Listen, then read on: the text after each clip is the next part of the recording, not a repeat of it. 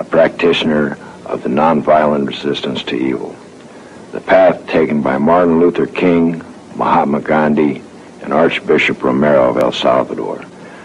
Brian trusted that even greater than the power of a speeding train is the power of truth and love. He showed a new kind of heroism, the kind that may just bring the world back from the brink of self-destruction.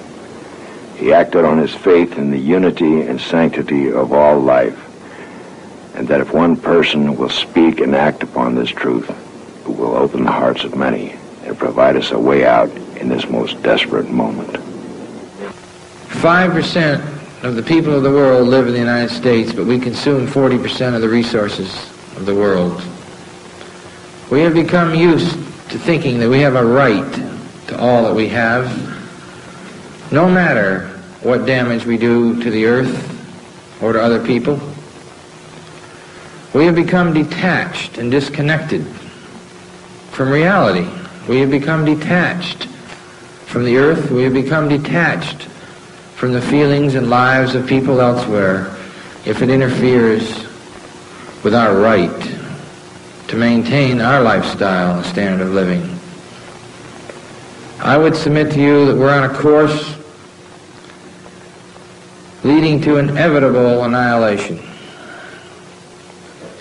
Martin Luther King said the issue is not between violence and nonviolence, it's between nonviolence and non-existence.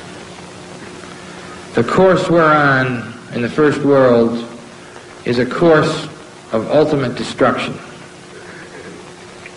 Do we want to be part of this course of ultimate destruction, or do we want to be part of hope and affirmation and justice for all people of the earth and for the earth itself, without which we cannot live? Yes, I'm talking about a nonviolent revolution of consciousness, a consciousness that is able to understand how we're all inextricably connected to each other on this earth and to the earth itself, and that if we violate those fundamental principles, we do so at our own peril. Yes, we can continue to live in this delusion and the denials of reality because it's painful, it's frightening, sometimes it's terrifying. Just as Vietnam vets have understood, it's terrifying to face the truth, especially when you don't have anybody to talk to. How can we continue as a civilization of we the people if we have to do it at the expense of maiming and murder of people all over the world, whether it's in Angola or El Salvador or Guatemala or Nicaragua or Cambodia or Vietnam or South Africa? Are we going to watch this happen again? Do we just go about our business as usual and know that another 5,000 people will be killed in our name? Or do we have to think about a paradigm shift that somehow is able to experience the anguish of the earth and the anguish of the Nicaraguans and the anguish of the El Salvadorans, whose lives are being threatened by our guns and our money because we have to protect our national security?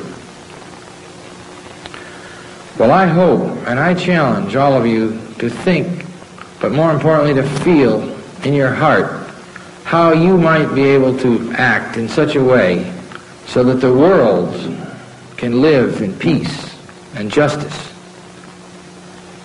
And I'm liberated.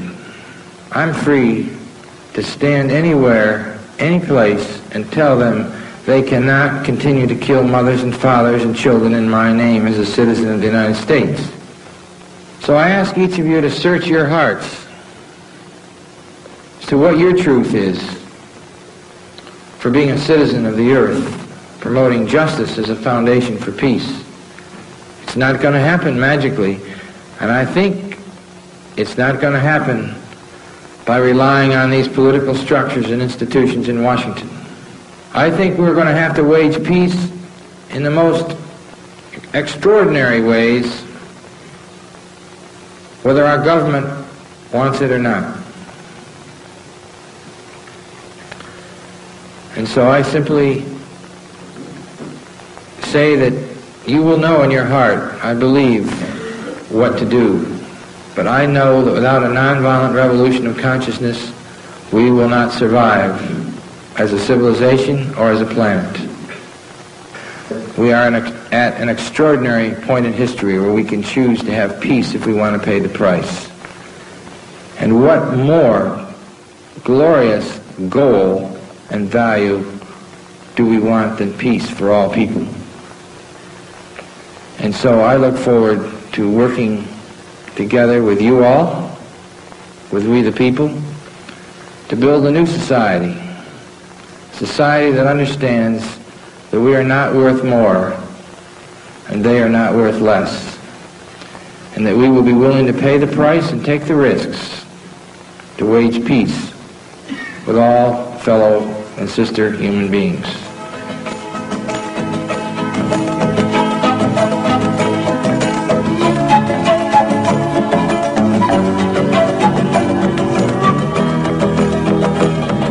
I feel ever more empowered to wage unconditional peace